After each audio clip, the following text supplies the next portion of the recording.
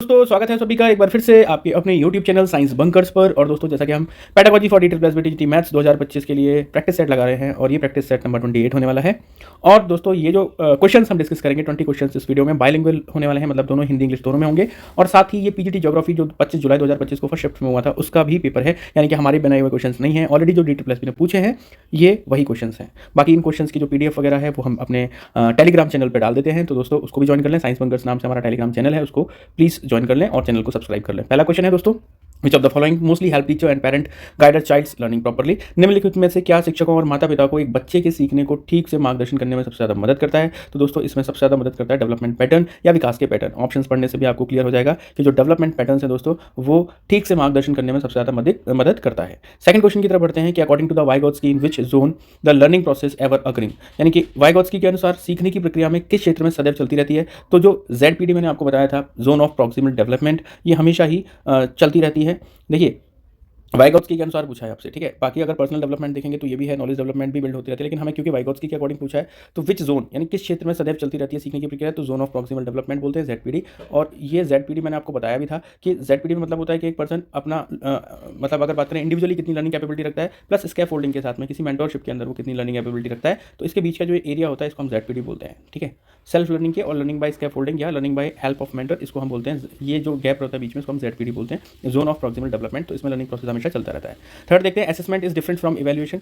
जो असेसमेंट है यानी आकलन जो है वो मूल्यांकन से कैसे भिन्न होता है? तो देखेंगे दोस्तों आकलन जो होता है वो सीखने में सुधार पर केंद्रित होता है, यानी कि जो लर्निंग है उसमें कैसे एफिशिएंट हो सकती है लर्निंग, उसमें क्या क्या सुधार हो सकते हैं, क्या इंप्रूवमेंट हो सकता है। तो वो फिर अलग अलग जोन्स हैं जिससे हम फिर उसको मीजर करते हैं, अलग अलग टूल्स हैं जिससे हम असेसमेंट करते हैं, ठीक है। तो आकलन में आप ये ध्यान रखेंगे, इसका आंसर रहेगा ऑप्शन नंबर 1। तो क्वेश्चन दोस्तों, learning resources should be selected based on, सीखने के संसाधनों का चयन किस पे आधारित होना चाहिए? मतलब देखिए सीधी बात है कि लर्निंग रिसोर्सेज हैं, लर्निंग रिसोर्सेज मतलब जो सीखने के लिए आपके संसाधन हैं वो किसके बेस पर सेलेक्ट होंगे कि जो हमें सीखना है, जिस चीज़ का हमारा ऑब्जेक्टिव है ना, जो ऑब्जेक्टिव हमने बना रखा है, क्या चीज़ सीखनी है, उससे रिलेटेड टूल्स होंगे तभी तो सीखने में मदद करेंगे। लर्निंग रिसोर्सेज जो सीखने के संसाधन है दोस्तों वो किस पे डिपेंडेंट होनी चाहिए, यानी किस पर आधारित होनी चाहिए? उद्देश्यों की प्रासंगिकता पर, या हम कहें कि लर्निंग ऑब्जेक्टिव्स पर, ठीक है। नेक्स्ट बढ़ते हैं दोस्तों, फिफ्थ क्वेश्चन है which of the following is an example of gender identity. Gender identity इसमें से जो एग्जांपल है वो कौन सा है? तो देखिए जेंडर आइडेंटिटी का मतलब है यानी लैंगिक पहचान का एक महत्वपूर्ण उदाहरण कौन सा है इसमें से? जन्म के समय किसी व्यक्ति की जैविक विशेषता यानी biological characteristic at the birth, ठीक है।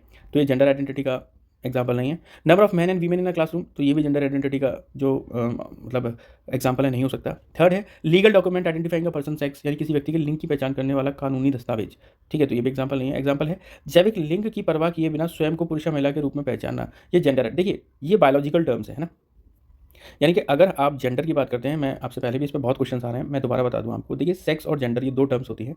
तो जब आप सेक्स की बात करते हैं यानी सेक्स होती है बायोलॉजिकल टर्म, ये जन्म से ही, यानी कि अगर मान लीजिए हमसे सेक्स पूछा जाता है, उसका उदाहरण पूछा जाता है, तो किसी व्यक्ति के लिंग की पहचान करने वाला कानूनी दस्तावेज जो है वो इसका आंसर होता है। लेकिन हमसे जेंडर पूछा है, जेंडर एक सोशल टर्म है, सोशली गिवन टर्म है, ठीक है।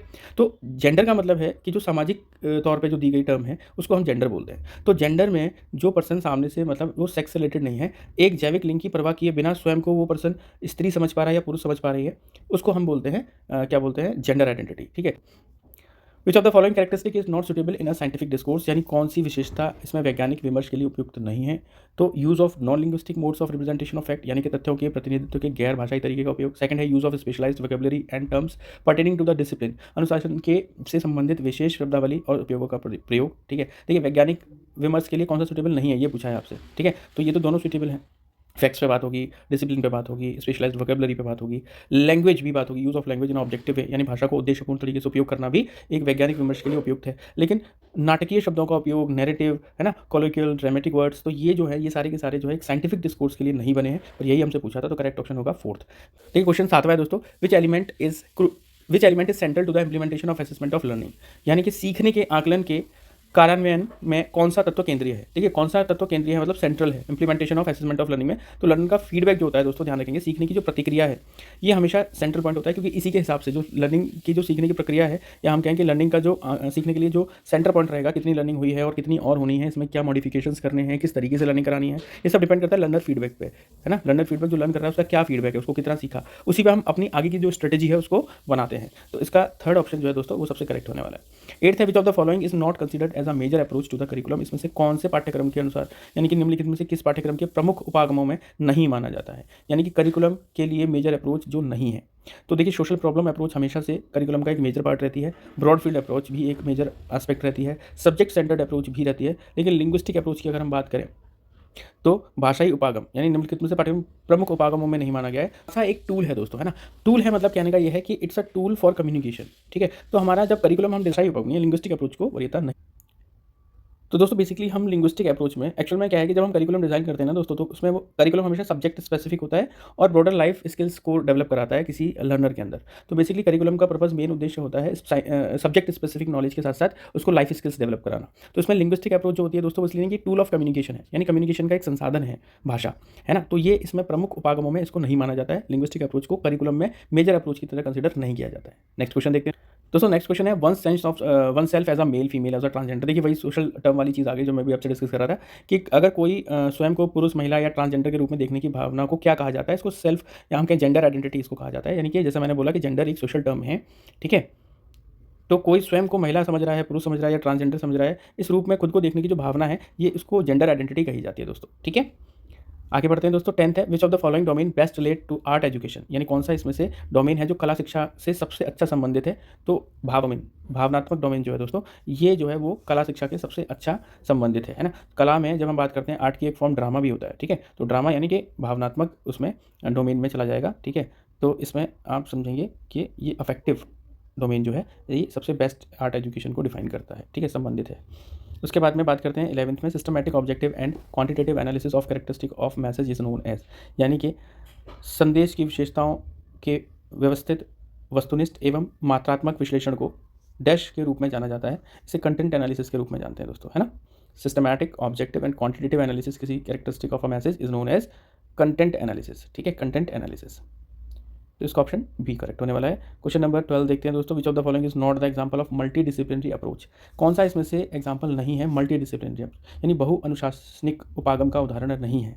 तो देखिए प्योर मैथमेटिक्स साफ साफ लिख रहा है। देखिए military industrial interface, Sen interface की बात करते हैं तो इसमें बहुत सारे मल्टी डिसिप्लिनरी इसमें अलग अलग डिसिप्लिन इन्वॉल्व होंगे। ऐसी स्वास्थ्य सेवा में, हेल्थ केयर में अलग अलग डिसिप्लिन मैनेजमेंट होगा, ठीक है। लेकिन जब आप प्योर मैथमेटिक्स की नाम ही लिख दिया, प्योर शुद्ध गणित है, तो उसमें मल्टी डिसिप्लिनरी अप्रोच नहीं लगेगी, ठीक है दोस्तों। तो ये नॉट है एग्जाम्पल, मतलब ये नहीं है मल्टी डिसिप्लिनरी अप्रोच का। तो फोर्थ आंसर इसका करेक्ट होगा।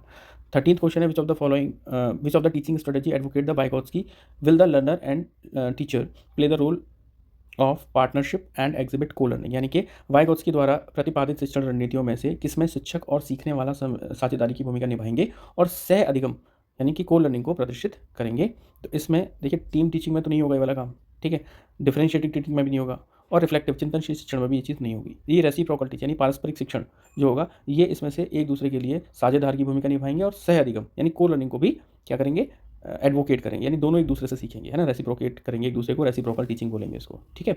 आगे बढ़ते हैं। 14th ensure inclusive and equitable quality education and promote life long learning opportunities for all which of the following document best describe this, यानी कि समावेशी और समान गुणवत्तापूर्ण शिक्षा सुनिश्चित करना और सभी के लिए आजीवन सीखने के अवसरों को बढ़ावा देना में से निम्नलिखित कौन सा दस्तावेज सबसे अच्छा वर्णित करता है। तो NEP 2020, ये याद रखना है आपको, ये सबसे बेटर करता है, ठीक है। यानी कि इसमें आपकी समावेशी यानी इंक्लूसिव एजुकेशन और इक्विटेबल क्वालिटी एजुकेशन गुणवत्तापूर्ण शिक्षा सुनिश्चित करना, इसमें लाइफ लॉन्ग लर्निंग प्रोसेस है, ठीक है। ये चीज़ सबसे ज़्यादा बढ़ावा कौन देता है इसको, NEP 2020।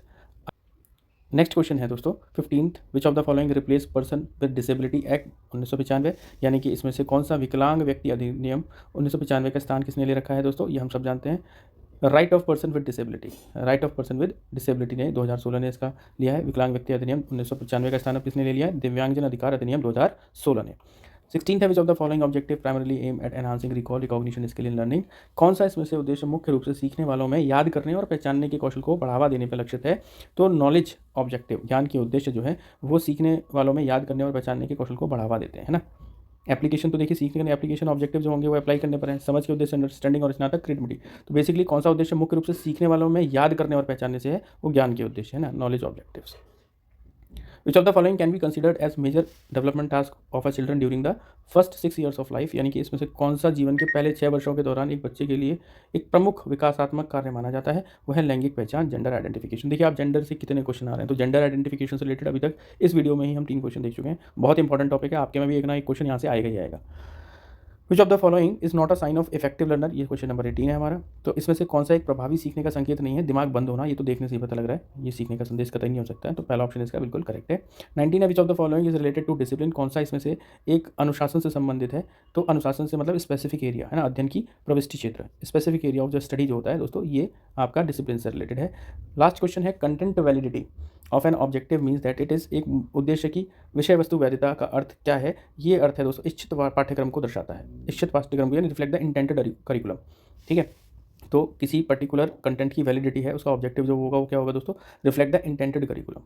ठीक, तो ये आपका पहला ऑप्शन इसका करेक्ट होगा। तो हमारे चैनल को अभी तक सब्सक्राइब नहीं किया है दोस्तों, तो प्लीज़ सब्सक्राइब कर लें, शेयर कर दें अपने दोस्तों में जो भी एग्ज़ाम देने जा रहे हैं, और अभी 2-3 दिन ही बाकी हैं एग्ज़ाम में, तो आप लोग जो भी वीडियोज़ हमने बनाए हैं एक बार फिर से अगर रिवाइज़ कर लेंगे तो मुझे लगता है कि काफ़ी अच्छे मार्क्स यहाँ गेन किए जा सकते हैं। बाकी मैथमेटिक्स की क्लास रेगुलर आपकी हो रही है, उसमें कंटेंट रिलेटेड वो ज़रूर देख जाएँ, और जो इंपॉर्टेंट फोकस टॉपिक्स हैं इनकी वीडियोज़ भी मैं अभी बना दूँगा। ठीक है, तो प्लीज़ आप लास्ट मोमेंट पे, वो कल में आपकी वीडियो आ जाएगी, उसको एक बार रिवाइज़ कर लें, important focus point last time पर, लास्ट मिनट पर, तो डेफिनेटली आपको वहाँ से हेल्प हो जाएगी।